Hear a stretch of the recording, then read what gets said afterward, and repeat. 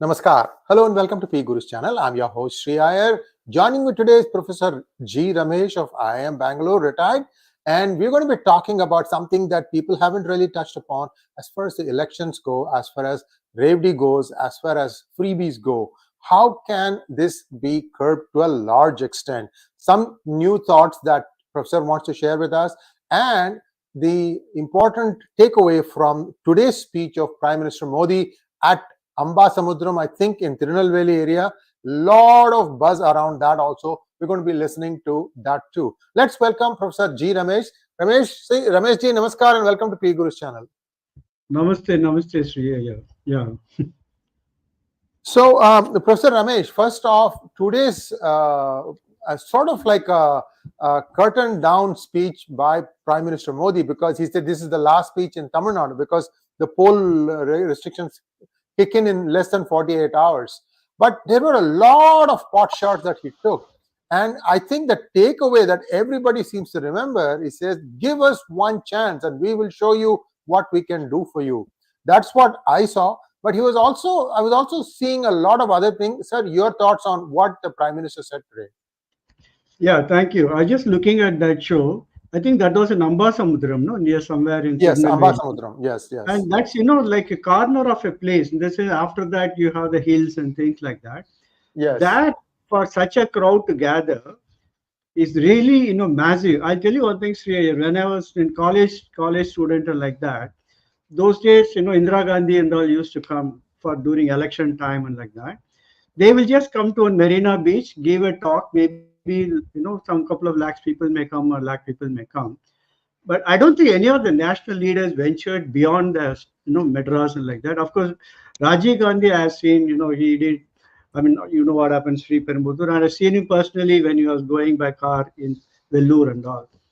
But to expect such a reception and such a movement from go back Modi to such a, Mindum Modi, and then today, like, Nainar made a very interesting statement, which even Modi ji liked it. Okay, he said, Hamara Modi, Hamesha Modi. Okay, which I have not heard this slogan even in any North India, programs and things like that. One. Second point, people always look at the nuances of Modi's, body language. Okay, somebody he will tap on the shoulder, somebody will handshake, somebody he'll smile like that. So all these things people, watching in Tamil Nadu, and they have become very sensitive. And Modi is, of course, star player of all these things. He knows how to really, use all the stage. He's a, stage artist, if you really ask me.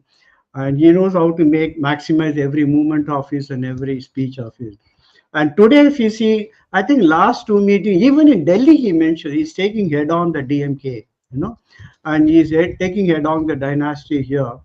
And I think from the overall message I'm getting from the BJP strategy in Tamil Nadu is target Tamil Nadu. Okay, it's target Tamil Nadu. And that's where I think Annamalai also comes in the picture. And I think they're playing to the fullest and they're really pinning a lot of hopes on Tamil Nadu. And they hope to make headway in Tamil Nadu, Yeah. And I think today there was another big revelation about family history and how much each of these families are worth. And that was a huge revelation, Professor Ramesh. I do find one or two discordant notes. I will be remiss if I don't point those out. For example, Ponmudi. Ponmudi's one son is under ED scanner. He is having a lot of charges. The other son is the president of TNCA, Tamil Nadu Cricket Association. And for the longest time, it was Srinivasan who was running the shots, calling the shots. He's a little infirm now. I think his daughter took over for a year or two, and now looks like the mantle has passed to a politician. Sir, the problem with this, as far as I'm concerned, is once it goes to a politician's hand, they will take it to their final breath. This is not going to be, I don't understand, if the BJP hates them so much, how come Amit Shah allowed this man in? So I don't buy that these people are so hatred towards each other. Call me leery, because 10 years I've written 10 books. Not a single rat has gone to jail. Anyway, that's just my 2 cents, sir. I hope that I'm going to be proven wrong. Every time there is a poll promise that we will not allow the corrupt to go free, I get a little bit enthused, but I'd like to see some action on the ground. I mean, I have the right to say that, having written so many books. Now, let's take a look at your other point that you made, sir, that Modi is fully There's one point supporting on the Annamalai. previous point, Sree Iyer. I mean, one point. I'm only hoping that, I'm wondering if they are seeing that the sports is the next biggest avenue. I hope they leave out the movies and then move on to the sports. And then I hope they don't kill the sports also. Okay. Because in Tamil Nadu, movies and politics went together. Now it looks like sports and politics will go together. That will really ruin sports. You know?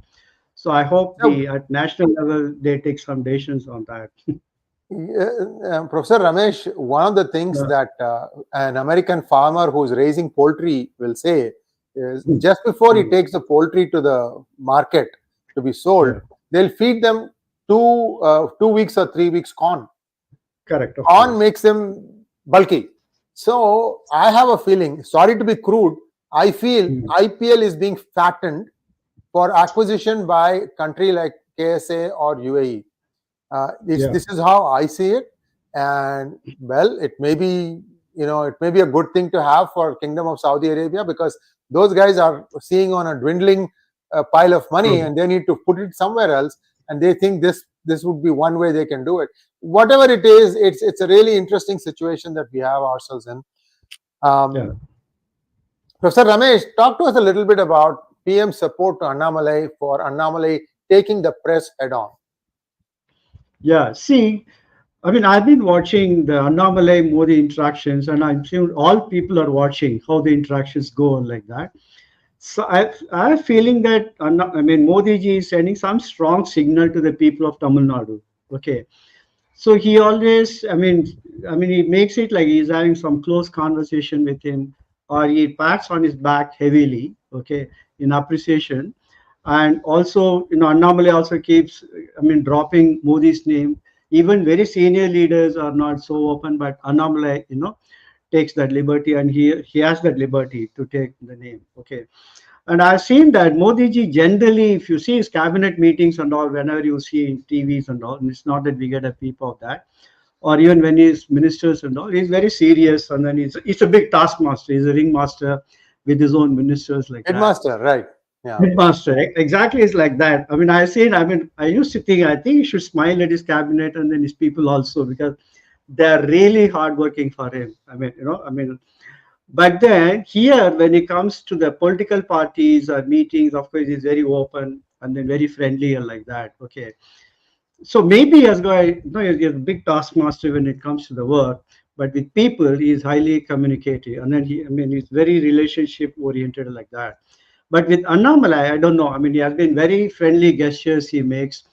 Not even friendly, very supportive gestures he makes. My reading is that he's trying to send signal to 3 segments. Okay.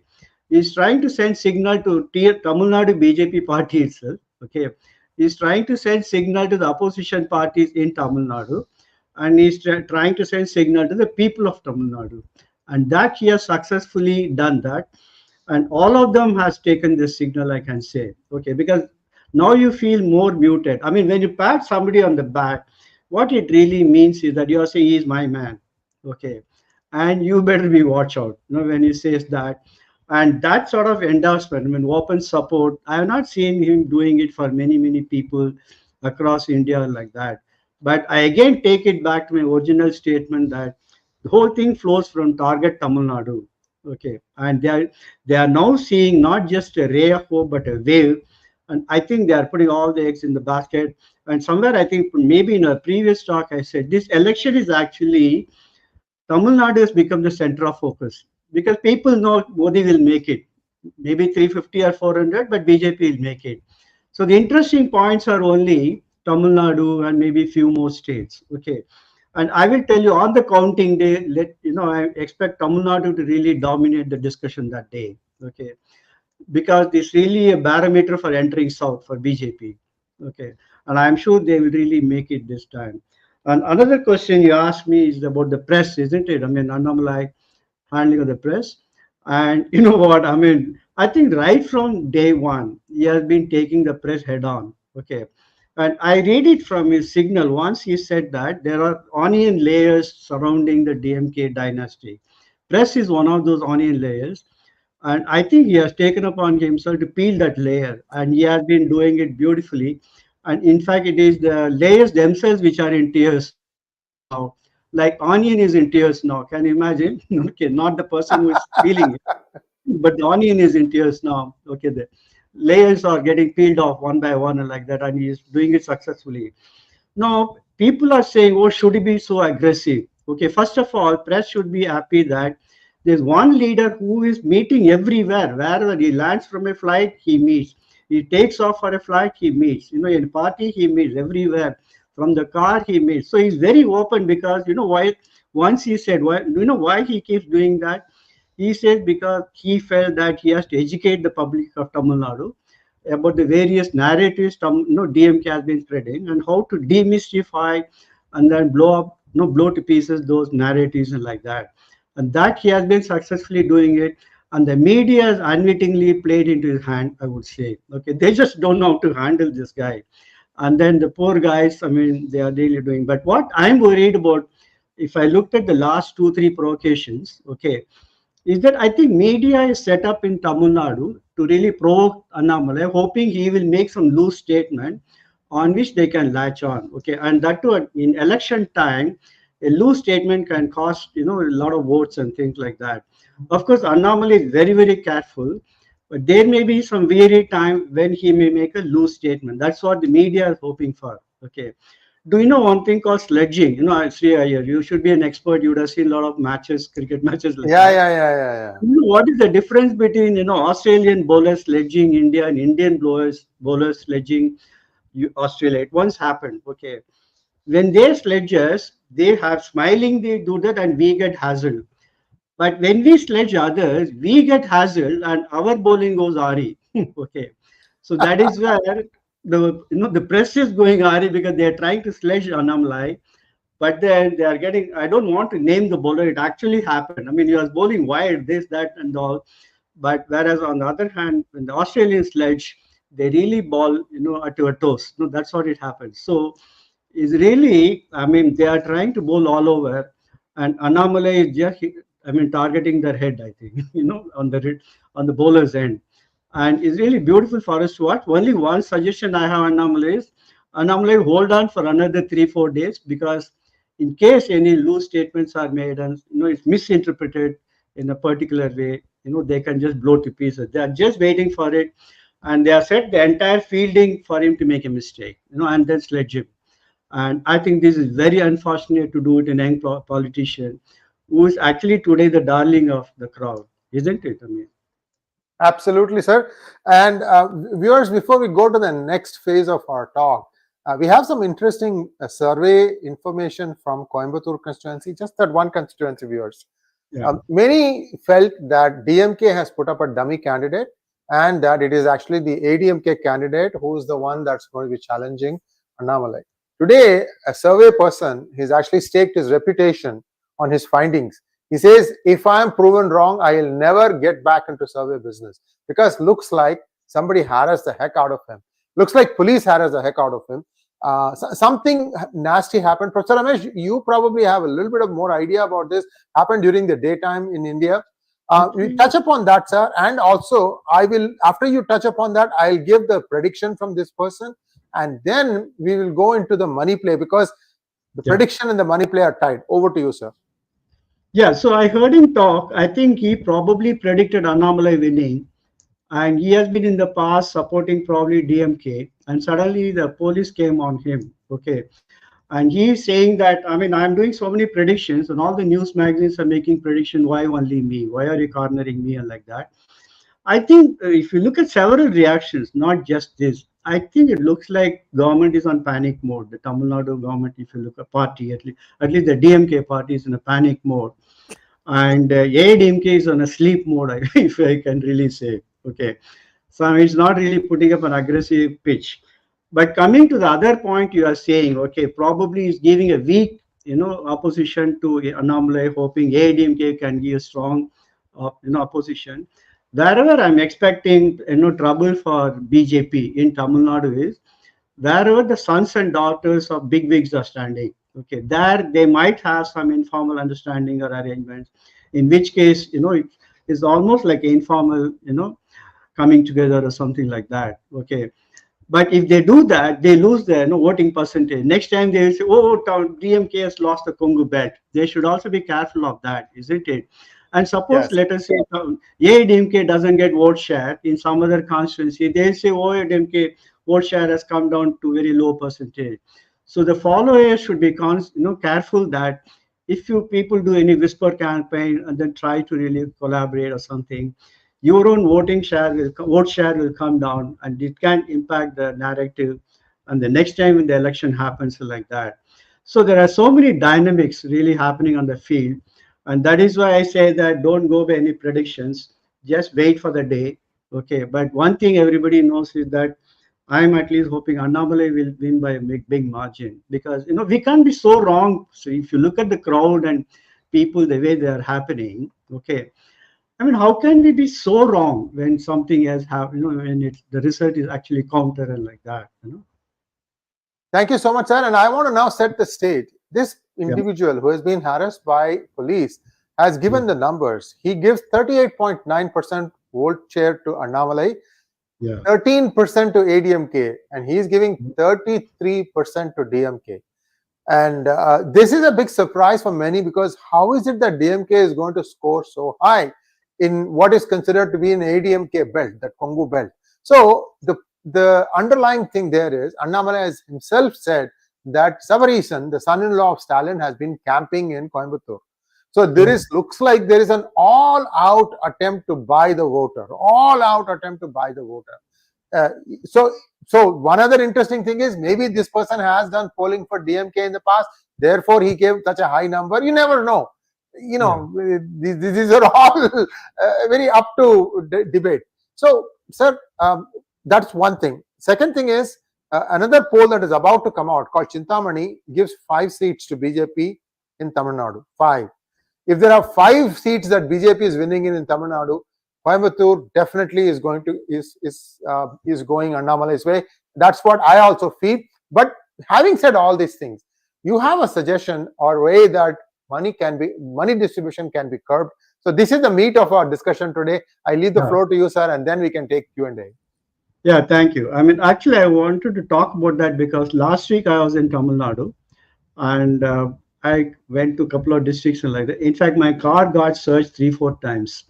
Okay. I was surprised. Why do you search me? I mean, and then, looking at me, do I look like, guy transporting cash from here to there and things like that? Okay. And I was going with my wife, incidentally. At least they should know which car to stop. Maybe, I don't know what was the reason like that. Okay. See, what's happening is that, what really upset me I heard cash for vote being talked about everywhere in India, Sree, about Tamil Nadu. Okay. Like in Karnataka, they speak, why is your state like this? They ask me. In Bombay, they ask me, how come it can be so rampant? How did this message got across? I don't know. The rest of the India says that it's really so rampant in Tamil Nadu. And my own worry is that it should not start spreading in other states. Okay, other states, there are some expenditures incurred and like that, but not so rampant that you talked about now. And even in the previous election, E-Road or somewhere it happened, no? The massive effort that they did that was very rampant. It was very open also, openly talked about there and like that. Okay. So that really hurt. And there are people rationalizing, saying, okay, I'll take money, but I'll vote for somebody else. Please don't do that. Take a stand today. Okay. And Annamalai is really doing so much for you. BJP is trying to do so much. Don't do that. Even you want to vote for ADMK, you vote for ADMK. You want to vote for DMK, you vote for DMK. But please don't take cash and vote. That's the way I would first of all suggest, because it has to come from the people. Okay. Second thing I would say is that what surprises me is that, see, people are getting irritated now by the Election Commission searches, because you are searching my car, but how come so much of distribution and something is being talked about? I'm not saying it's happening, not happening, but I'm saying talked about. Okay. How can it be possible? But then we are doing everywhere searching, but how do they escape? That's a question that people are asking, really. Okay. Now, the best way to really deter this is to really increase the cost of this cash for vote for the politicians. Okay. It is already high because, see, 3 candidates, at least in Tamil Nadu, if you take, are spending huge money. Okay. out of them only one wins, isn't it? Other two is just a cropper. Okay, next 5 years he has to forget anything. Okay, any post, any positions like that. So it's a gamble. Okay, 1 out of 3 makes it, let's say. Okay, and then you are spending so much. Okay, already there's a cost. No, I want the cost to be even more increased. You know what is the biggest thing politicians are afraid at the time of election? Countermanding of the election. Okay, like it happened last in Vellore or somewhere it happened in the last yeah, election. yeah, Yeah. And then if you do it any VIP or something, that lesson will be very strong. Then the subsequent elections, people will be really scared because today it's like brazen. It's not even open, it's brazen. Okay.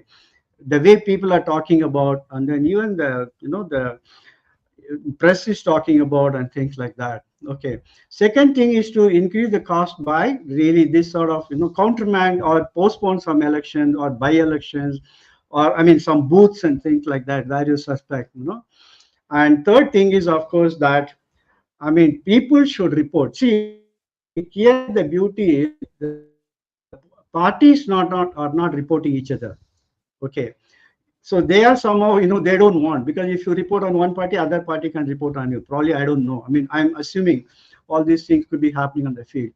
So I would rather say that it's the people who should really inform. And then if you really increase, then you see whether the police takes action or not, whether the election commission takes action or not.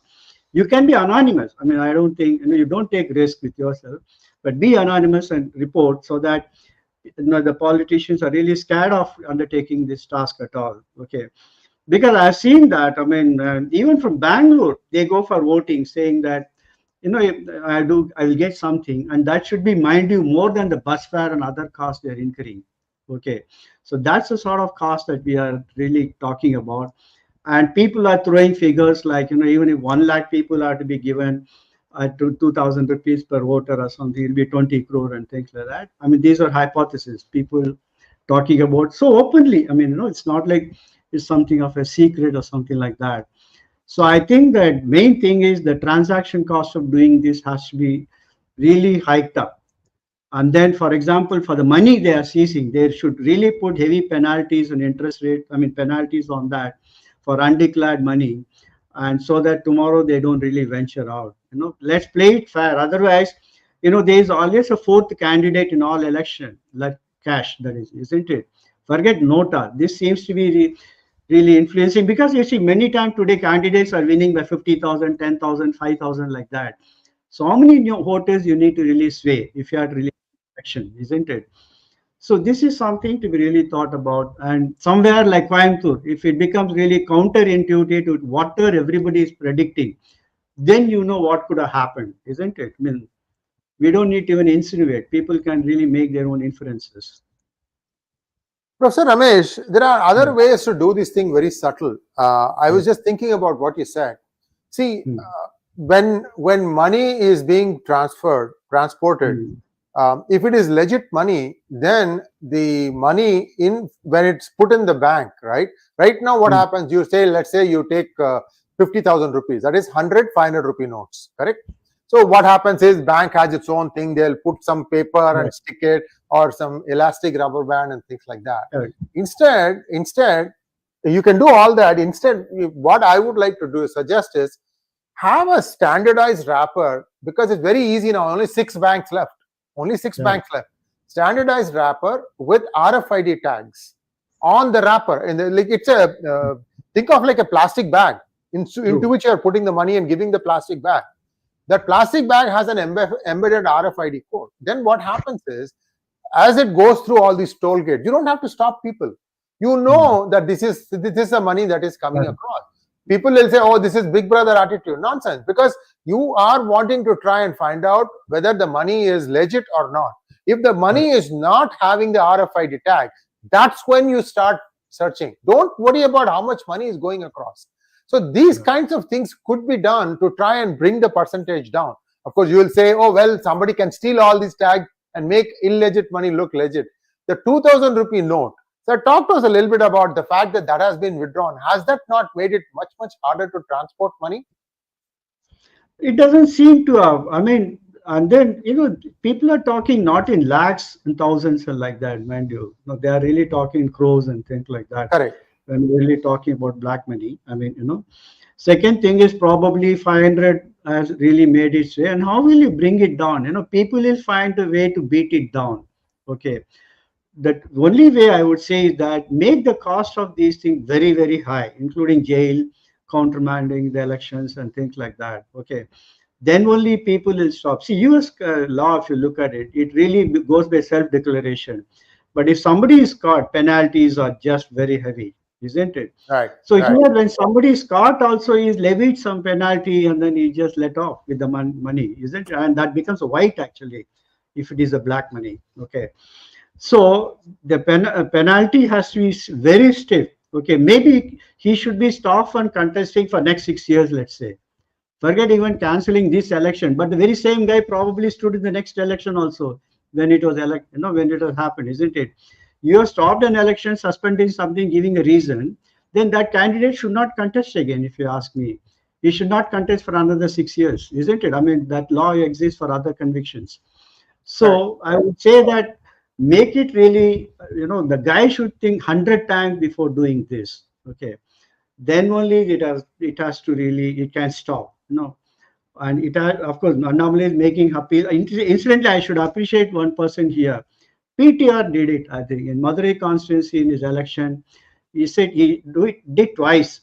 He didn't distribute cash during his election. Okay, and he said that in the second time, opponent felt that no point in distributing cash because he is going to win, without even distributing cash. So why should I really sink my money? Okay, that was the logic he was given by them. I really appreciate. So some people have to break this chain. That's another thing. I mean, like you have to break the chain. Otherwise, it has become really an unbreakable chain. And it has become a hygiene factor in election if this was happening like that. Professor Ramesh, if I understand you correctly, what amount of money to give, who to give, is all looks like it is dependent on the candidate rather than on a central diktat. If that is the case, then it's essentially the candidate's own personal money. I mean, I don't know how much we can really say. In the sense, his friends also had that point. Okay, I mean, all of them are expecting quid pro quo, isn't it? And that also we look at it again. Let me go back to my original point, because I want all these economics to be very visible to everybody, even the guy who is supporting these candidates. Only 1 out of 3 candidates are going to win. Other 2 candidates whom these guys are funding will go, it's just waste down the drain. If you're really, so they should look at the cost. I mean, are they going to do some polling to really understand, think about whom to support and like that? Okay, why are they taking that political risk? Okay, so it's a risk for everybody. But what the general talk is that party gives some money, of course, only up to the the regulatory levels and like that, and then the supporters give. I mean, supporters, I don't know who they are and like that, and then probably his own personal money. His own personal money, he has every right to spend. That is one thing which is reaching people at least. Okay, he brings out the money, and then people stand to gain. It's like a festival. When we say a festival, Diwali, then we burst crackers, buy new clothes, buy sweets. So everybody, all the workers who are working in that gets help. So that way, all the people get the benefit. What they don't realize is that's a cost they are paying for the next 5 years. And you have no right to ask tomorrow if somebody says that he asked me so much for doing this job and like that. You lost that right when you take cash to vote. Very true, sir. Now, before we wind up the discussion, one last question. In your opinion, how much percentage of the electorate gets bribed? 10%, 5%, 1%, or 20%? See, suppose in the electorate of, let's say, 18 lakhs to 20 lakhs, in MP election, I'm saying, let's say 70% people vote, let's say 14 lakhs, 13 lakhs, 14 lakhs, like that. Okay. And generally, the differences can range. Say, if there is a wave, okay, then people win by 3 lakhs or 4 lakh differences like that. Last time, DMK won by a huge margin, isn't it? In a 3-way contest, the margins can be very marginal, maybe ranging from 50,000 to 2 lakhs or 1.5 lakhs. I don't think I'm expecting anybody to win by 4 lakhs, 3 lakhs, and like that.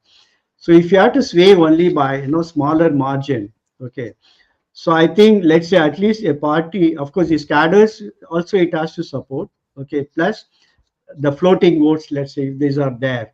Okay, maybe at least, I mean, 1 lakh out of 15 lakhs will be how much? 6%, 10%, like that. Okay, who have to really sway? What does it mean is that, so you have a, let's say, base of 25%, 30%. You need another 5% to really swing the seat in your favor.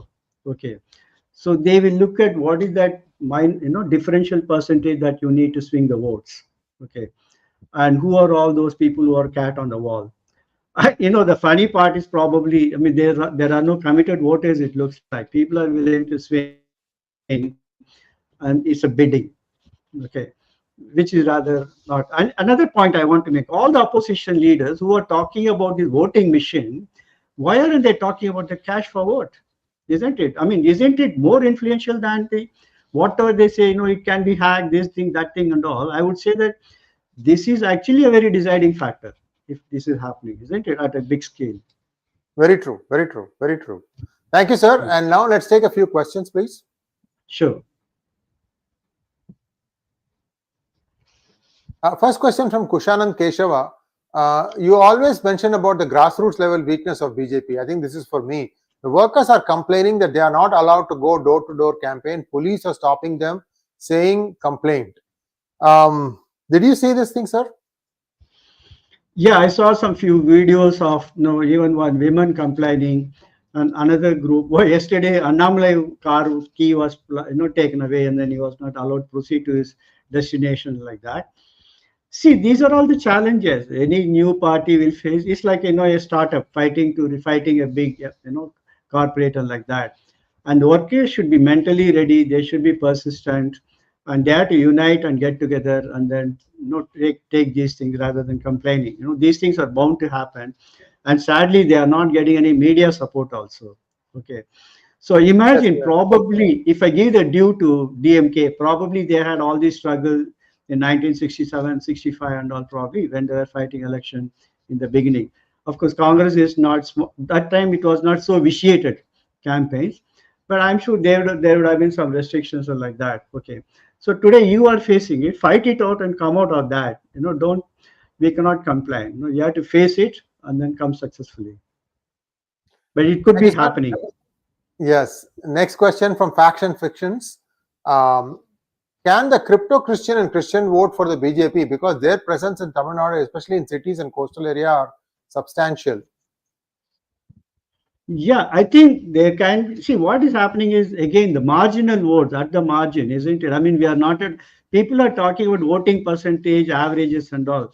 But what really counts is the margin. You remember in the price and pricing and all, when you talk about in economics, at the margin, marginal revenue equal to marginal price, we say, even for your pricing, is really about marginal cost is equal to marginal revenue. So they look at what's the marginal cost of swinging 1% vote, and that's the sort of expenditure that they have to incur in pure economic terms when you're trying to explain. Like that here also, if in a constituency they are about 3-5%, and if you got a committed voting of 25% of your own base, they can swing the seat, isn't it? And there are certain seats where they could be having. But what I'm hoping is that, I mean, there are some, I mean, even the fathers and all started speaking to BJP. I saw, these people also visiting churches and like that. And I hope they may not vote en masse, So when that opening happened, because they know that they should also engage with all the parties. They cannot be just voting en masse for one party, which actually undermines the lobbying power. And I'm sure you would have seen it in US, how people diversify, isn't it? Even as bi-party, you have to diversify. You cannot put all the eggs in one basket. So I hope they take this suggestion. Next one, please. Com wants to know, why can't the EC ban the candidate? Also, if more than a certain number of candidates of a party does it, then ban the party for that election cycle.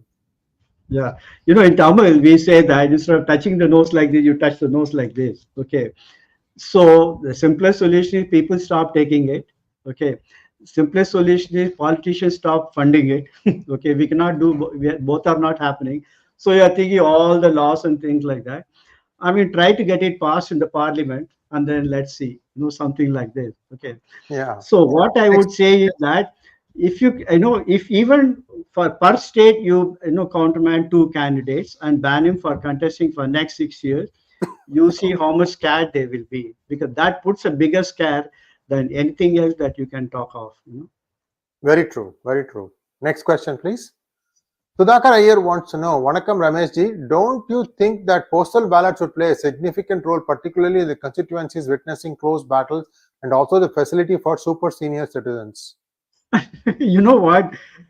On the counting days, Sudhakar ji, thank you. On the counting day, in the first 1 hour, they'll be predicting based on the postal ballots. That I have seen some chant, oh, BJP is winning, Congress is winning, like that. That might be only 1,000 votes, 5,000 votes, and things like that. Based on that, as if they have done, sampling, they are doing it. Not at all. I mean, I don't think these make any much difference. Postal ballots. I mean, and I don't know in which areas it can have significant impact. But this only, it reminds me when you think of postal ballot, because these are all already got, postal ballots come much before. So those are probably the first to taken up. And then the studios, they start jumping in the morning. Oh yeah, they are winning on this basis. I mean, they are really forming majority and all in Bihar once it happened. Actually, then BJP started trailing later once the voting patterns started happening and like that. I mean, probably it happened in Karnataka also sometime. Okay. So, I mean, these are not even, because these are not like done by a design of experiment to really based on predictions on voting, but votings are not, postal ballots are not so many to really determine a polling. Thank you so much, Professor Ramesh. There's one more question, sorry. Jayashree Balaji wants to know, yes, Annamalai are being targeted by press, but I'm more worried that he does not lose his cool. He's a very cool person. I mean, as a police officer, he would have met much more aggressive crowds and like that. Here is only few press. Okay. So I'm sure he will handle it, and sometimes he might be playing it out also. Okay, wanting to communicate and put them on the defense. Okay, so he could be really playing it. Beyond that, like you, I'm also praying that he doesn't lose his cool. Because I'll tell you one thing. See, look at the weather there now in Chennai.